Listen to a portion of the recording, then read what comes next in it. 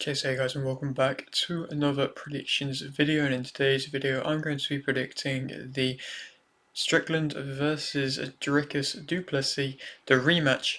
And so if you are new around here and you haven't yet subscribed, please do so, like the video if you do indeed like the video, and let's get straight into it. Of course, like I mentioned, this is a rematch in which perhaps at one point people may have thought that Dracus had kind of moved on and that the fight perhaps wouldn't happen as a rematch, but in general I think it is a fair rematch most definitely to give. I think the first fight was an excellent fight, and so yeah, like I say, in general it's definitely a necessary rematch in my opinion. And there's been talks of Chimaev coming in and snagging that opportunity from Strickland, but Strickland stood his ground. He was very frustrated with it even being associated that Chimaev could jump in ahead of him and get a title shot. And so, perhaps he knows that a Chimaev fight wouldn't be a stylistically good fight for himself, Strickland. So, you got to think that he would be favoured to lose in that fight versus Chimaev's, but compared to against DDP, he might be on paper seen to have more success. He's proven to himself that he can have success, and he knows there is a route to somewhat of a victory or to just having success versus Dricus. But like I say, in general, this is a good rematch to have. I think it's going to be another excellent fight, and in general, it's two champions, well, two top level fighters, one champion, one top contender, who have been doubted in their careers and have their own unique styles. And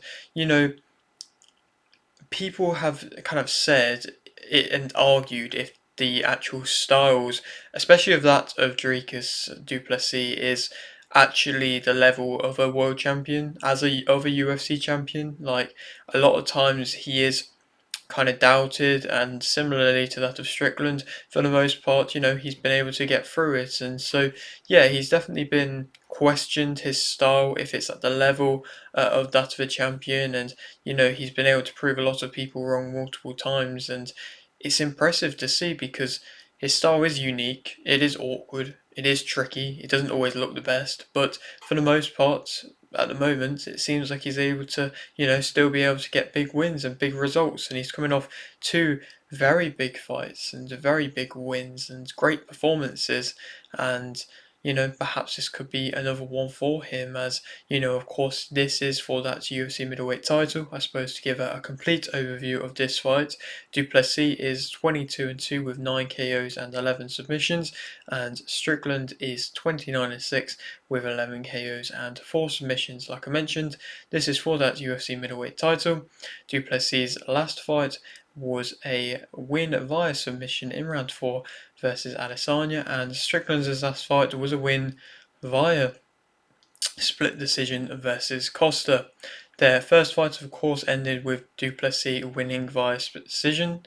Strickland is 33 and Du Plessis is 31. And to, carry on speaking about what I was saying, obviously, like I mentioned, this is two guys which are making this necessary rematch. Like I mentioned, they've both kind of gone away and had their own fight since the first fight, and Du Plessis was in another great fight versus Adesanya where he was able to get that late on into the fight submission, which, to be fair, you would argue perhaps maybe was needed to an extent. I mean, Adesanya, we now look at him now and we see that he's not, been the same type of fighter since the Strickland fight for himself, but he was looking good in that fight versus Du Plessis, and he was having success and he was having moments, but that, in the end ended with still that submission victory, which was, a typical kind of submission. Being able to get the back and then get round the neck is a typical kind of submission, but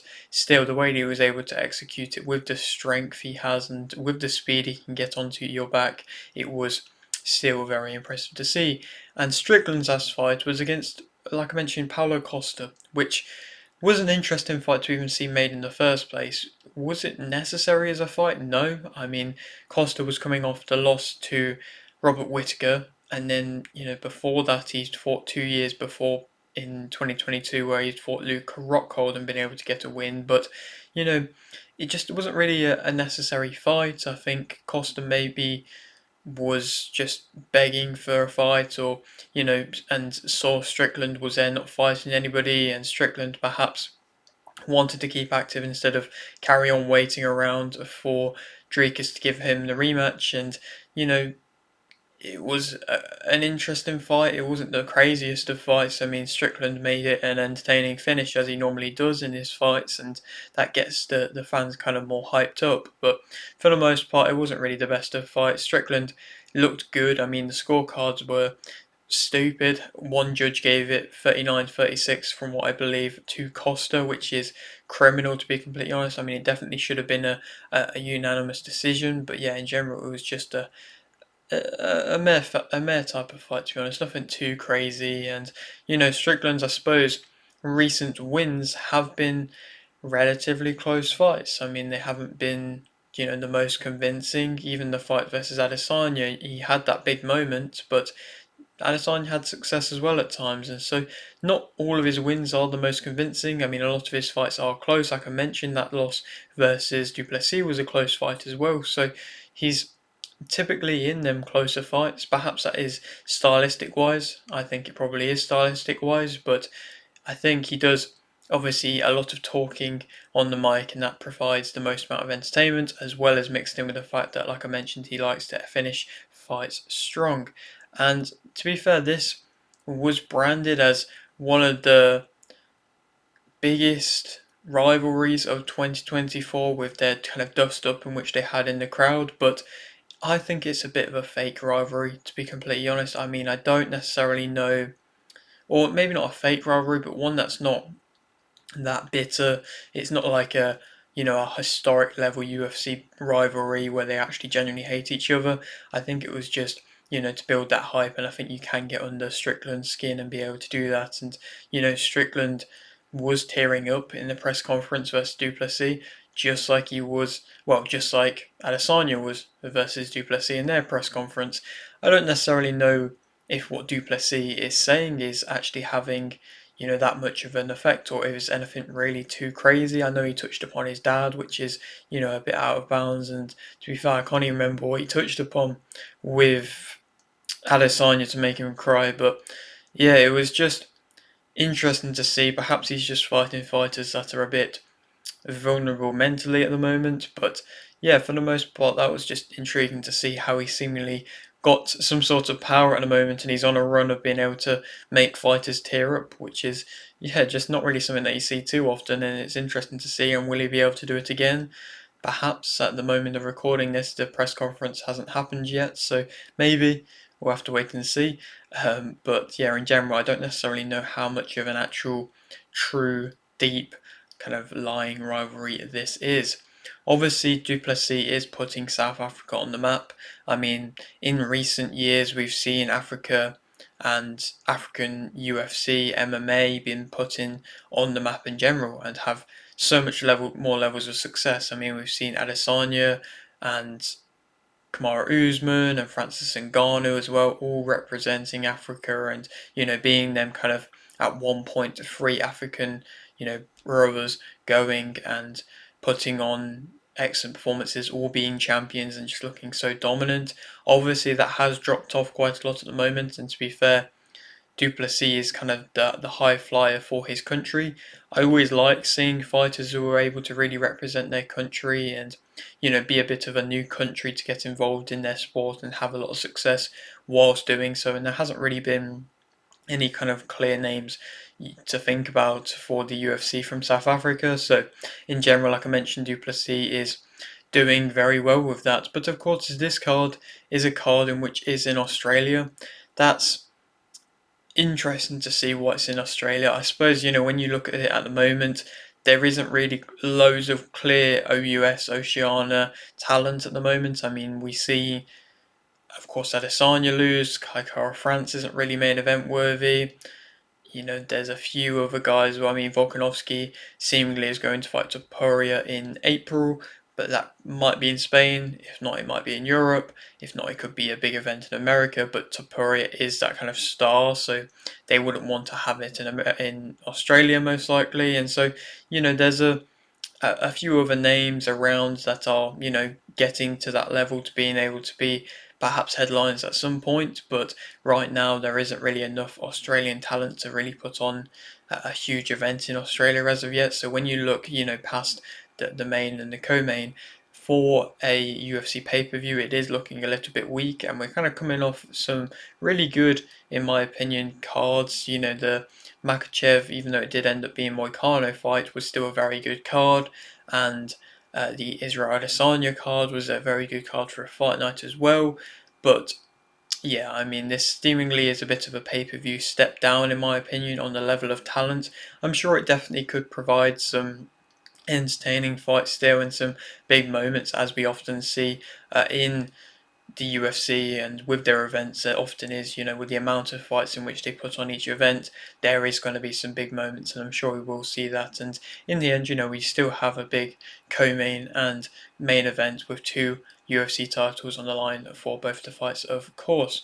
But like I said, to touch a little bit more upon Strickland, and you don't really know where his mentality is. He is always saying loads of different things, and in general, like I say, we never really know where his mentality is. Obviously, it seems like the UFC at the moment is in a very, I don't know the best way to put this, tricky position at the moment with quite a few UFC fighters. I mean,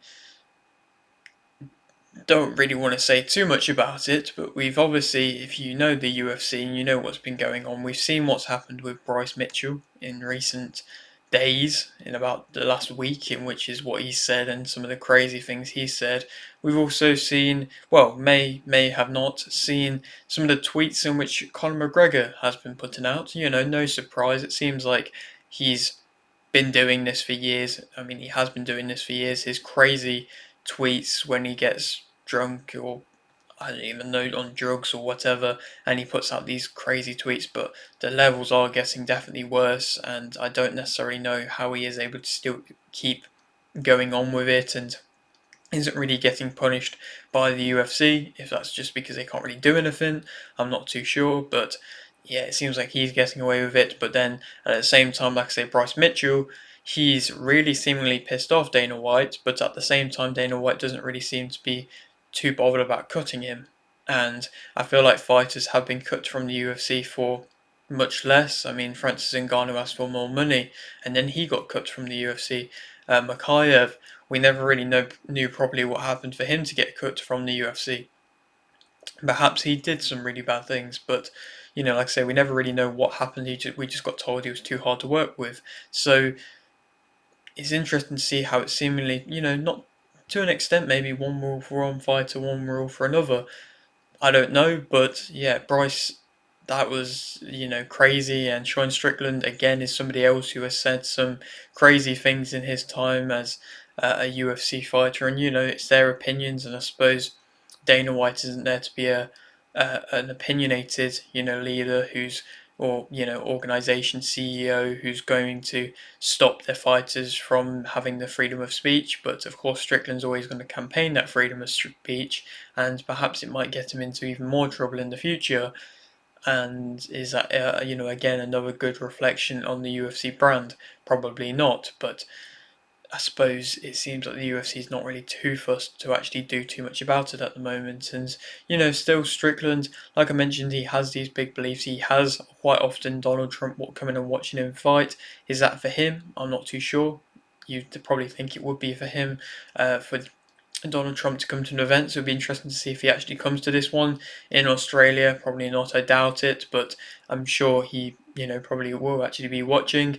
But in general, having that kind of American style and American mentality was the kind of start for the most part of that of the UFC. I mean, some great names to start off the UFC. I mean, Ken Shamrock, Frank Shamrock, just being a couple. There, of course, was loads more. I just can't think off the top of my head. And, like I said, there has been some excellent American fighters that have gone into the UFC throughout the years, but it seems like American USA, talent in the UFC at the moment is looking a little bit maybe lackluster to an extent. At the highest level as well, especially. I mean, there is what no well, John Jones, of course, he is an American champion, but he's been around for forever. Other than that, you think off the top of your head, there isn't any other American champions, and so at the same time, again, there's not really many too highly ranked American challenges either. So it definitely seems as though American fighters aren't perhaps where they once were, and perhaps aren't producing the same kind of level in which they once was. The American kind of top team, or wrestlers from America who's had loads of success. Bo Nickel is one of them coming through, but he's still got quite a bit of a way to progress before he gets to anywhere near the top of a rankings. But in general, I feel like there is minimal UFC American talent, and Strickland is probably one of the best ranked ones. And so for him to be a champion would be realistically quite big for the American USA UFC scene, which, like I say, is taking a bit of a hit at the moment, and it's just interesting to see. But to speak about another great fight which is on this card is again the co-main event. I think it's going to be, like I say, an actual really good fight. It is Weili versus Suarez. This is Zhang Weili's fifth defense of her title. She's obviously fought for a title, lost her title versus Namajunas, then was able to win it back, and is now, like I say, campaigning for her fifth defense, and she's been in some, of course, amazing fights. I mean, the Joanna Jędrzejczyk fight was still a highlight fight for the women's UFC scene, and was definitely one fight in which I think developed the UFC scene a bit more women's wise, and really pushed things along even more because of how good of a fight it was. And we just don't always see that from the UFC women's fights, but that was an amazing one. And Weili is been looking so great as a champion. I mean, her last fight against Xiao Nan Yan was a great fight as well, and she had a crazy first round where Yan seemed, well, she was out at the end of the first round and just didn't tap and just held on, and then she was out and she was able to somehow get back to her feet and was able to then recover within just a matter of seconds, 30 seconds in that kind of break. She was able to recover after basically not being able to really even stand up straight and walk in a straight line. It was incredible to see, to be completely honest. And then Weili went and won another round against her and looked very good again. But then Weili got rocked. With shots at times, and so perhaps she did show little bits of vulnerability. Perhaps she thought the job was over before it actually was in that last fight of hers. And Suarez, she's coming off an excellent victory versus Jessica Andrade, where she was able to get a great submission, and perhaps might be able to, match the wrestling ability of that of Weili. I don't feel like we've really seen somebody be able to do that in a while against her, and that could be what could make this fight again another interesting fight and another high level wrestling type of fight. I don't think Weili's fights are ever boring, even if they are high levels of wrestling. Sometimes fans think that's boring and kind of link wrestling with being a boring fighter, but in general, I think it doesn't really do that. Suarez won't definitely have the same level of reach and height advantage like she did with Andrade, and I think Weili's got the much better wrestling than that of Andrade. Of course, this is for the UFC strawweight title, like I said, the fifth defense of Weili. I think that Weili will win via unanimous decision. Like I mentioned, I feel like she's definitely going to have that higher level of wrestling than anybody in which Suarez has faced before has had to deal with, and I think she's going to be able to look good with the wrestling and put it on Suarez, and if Suarez gets onto her back, how she's going to be able to deal with that. And then, going into the later rounds as well, Weili sets a very high pace, and, I don't think Suarez is going to be able to land the strikes in which she wants to, and then have the success in which Jan did with her strikes. And so, yeah, I think Weili is going to win by unanimous decision and continue on her amazing run in the UFC as champion. Then going back to the main event, of course, and to speak about them both individually as fighters, like I say, both got them unique type of styles and in general have been able to have success still with them unique styles, but have been, maybe more in Strickland's case, hurt still with them styles. And, to speak about Du Plessis as a fighter, of course, he's very physically imposing. What he's able to do to be able to really pick you up and just throw you down to the ground is not easy to do. I mean, you don't see really Marab. Marab can do that a lot and, will carry you and walk you around the ring if he can, like he did versus Cejudo, but just the way that Du Plessis can get you up against the cage and then just rip you off the cage and throw you onto the ground is a different level of physicality. He's got them big body kicks as well, in which he consistently likes to throw, and that can wear you down. And I think Strickland isn't able to catch them as well as what he is with other shots. I think he, like I say, forces you to the ground and gets the fight off the cage. And I see a lot of the time fighters will just pin you up against the cage and keep you there and not really get you down to the ground. Have control time up against the cage, but it's not really doing loads. But yeah, like I say, I think this is a different type of style with that of Du Plessis, of course, being that awkward type of style as well. He gets his hands locked in behind you very nicely. Again, that's another reason why he can get you down to the ground so well. He switches stances well. He responds well for the most part when he does get caught with shots. He's, I think, the more varied attacker than that of Strickland. I think Strickland is that bit more limited in his variety of strikes than that of Du Plessis. He comes with his barrages of strikes, or you never really know what kind of explosive attack in which we're going to see from Du Plessis. Will it be that barrage of attacks, like I say, or will it be his onrushing kind of rush to get you down to the ground? Like I say, that's the awkward style of him.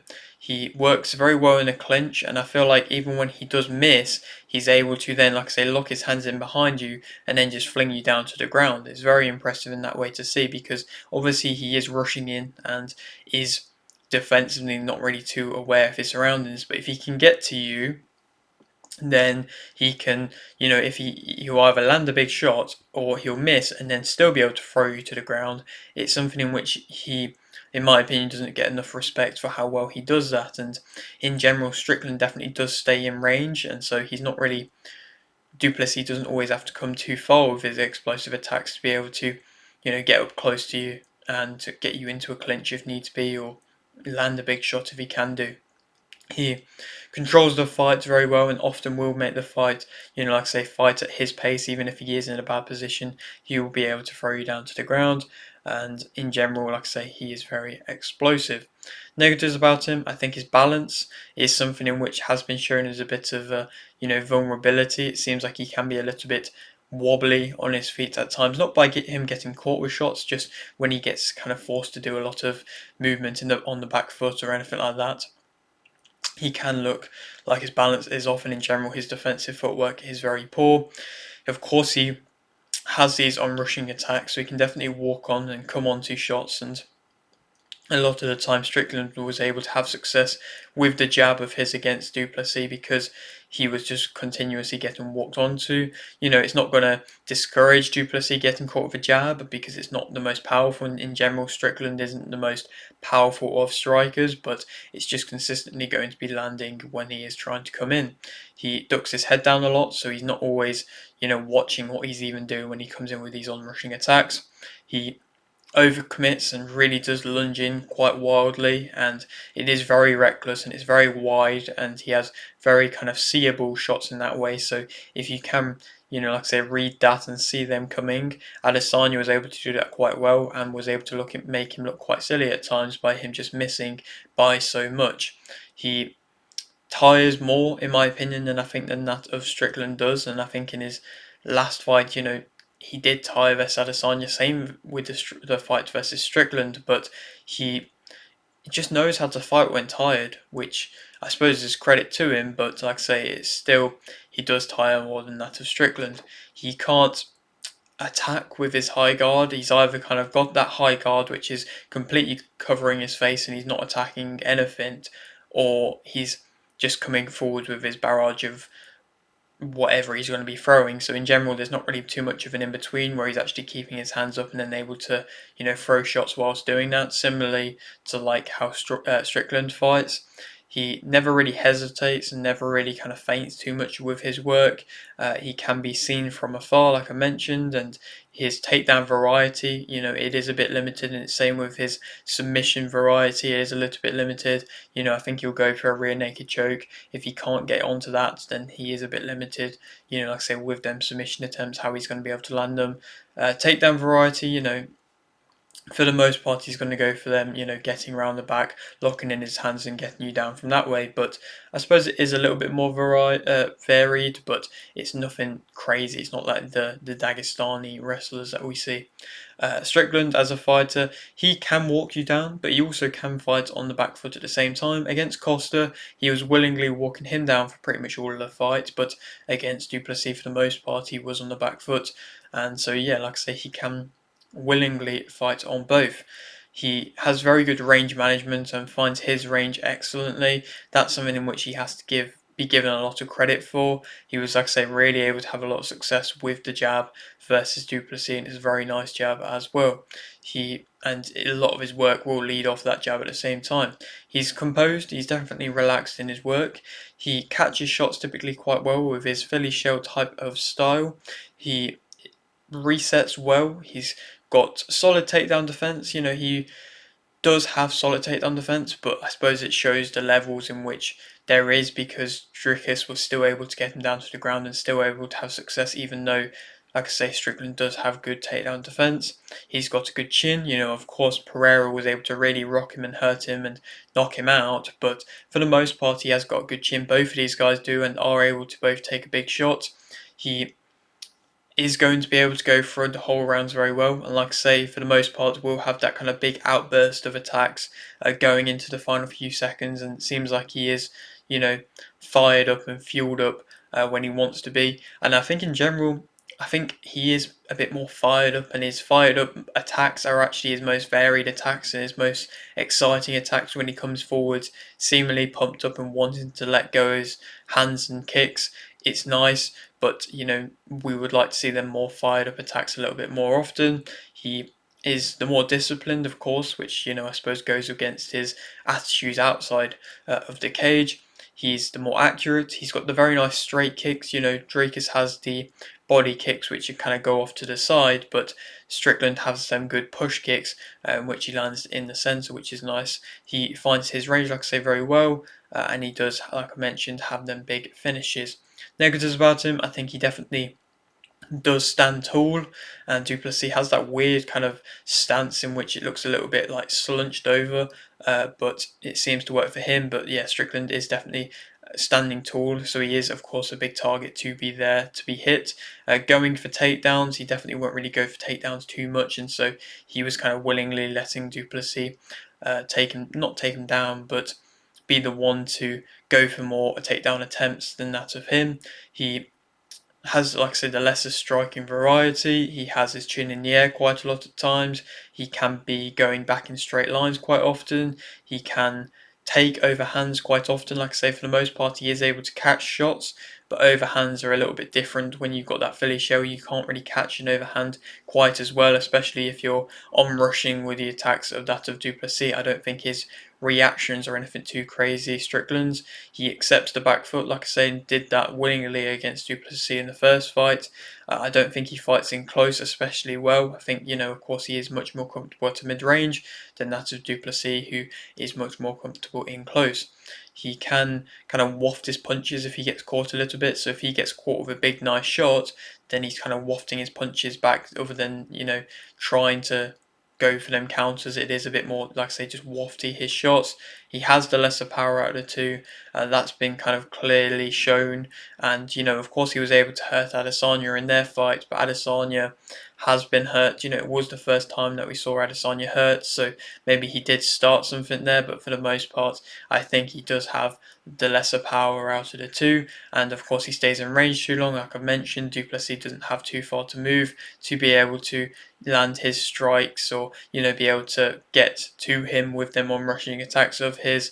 And he definitely is arguably a bit too relaxed in his attacks. He can be, just he'll pump out the jab and then he'll get caught with shots, and it's just like I say, walking around, not really always going for them fired up attacks in which we like to see. It's just like I say, plodding around a little bit, and it's not always the most highest of intensities or anything like that. And perhaps that means that he is, saving himself into the last part of the fights. But it's just would be nice to see him, maybe up the tempo a little bit more, maybe show that he's a bit more fired up, like I say, with his combinations in which he throws just that little bit more. Du Plessis is the favourite for this fight, and I think that Du Plessis will win via unanimous decision. I think he's going to be able to perhaps win a little bit better. I think there is definitely a recipe for success if he is able to get in close, get the clinches, get him to the ground again, and have success from there. I think he can do that better. I think he'll probably try and do that a bit more. Try not to just get continuously caught with the jab from Strickland, and just try and get in close a bit better. And like I say, there definitely is that bit more of a recipe there with his varied strikes as well. Perhaps might be able to land his bigger overhands a bit better as well, and have a lot of success to be on the ground to be able to win via unanimous decision. Possibly it could be a submission, but for the most part, like I say, I believe it will still be that unanimous decision, because I think Strickland will be wise enough to not give up his neck for a choke. Then we could go on to fight next. It probably will be Chimaev, like I've touched upon. Chimaev was kind of trying to slide in to fight Du Plessis before Strickland, and is this a fight against Chimaev in which he goes into the fight the favourite in? I'm not really too sure. Have we ever really seen a fight where we've had two, the champion and the top contender in Strickland and Du Plessis, fight each other, but then still there is somebody else who is the favourite if they fight in the same division? I'm not really too sure. Would he be the favourite? I suppose perhaps. I'm not even too sure. Again, you'd have to weigh up the things. Du Plessis would be a really dominant champion if he wins this fight, and so maybe he will be the favourite, but I'm just not really too sure. He has to, really go into this fight and prove himself, I suppose, to an extent. If he is world level, he'll definitely have a lot of eyes on him. So it will be interesting to see, but it probably will be him next, to be completely honest. I'm sure Chimaev will happily wait around for that title shot and not really be too desperate to fight one of these other top contenders. Of course, another top contender being Imavov, who, of course, we have just recently seen versus Adesanya. That fight perhaps could happen, but it most likely will be Chimaev. So I suppose another name would be Barrio as well, one of the fighting nerds, arguably the best out of them all at the moment, and so that could be a good fight, Barrio versus Du Plessis, but I think Imavov probably will fight Barrio. That's a fight in which I want to see. Then the winner of that could fight the winner of Chimaev versus Du Plessis. But yeah, that is it for today's video. Hope you did enjoy. Like the video if you did indeed like the video, subscribe if you are new, and thanks for watching.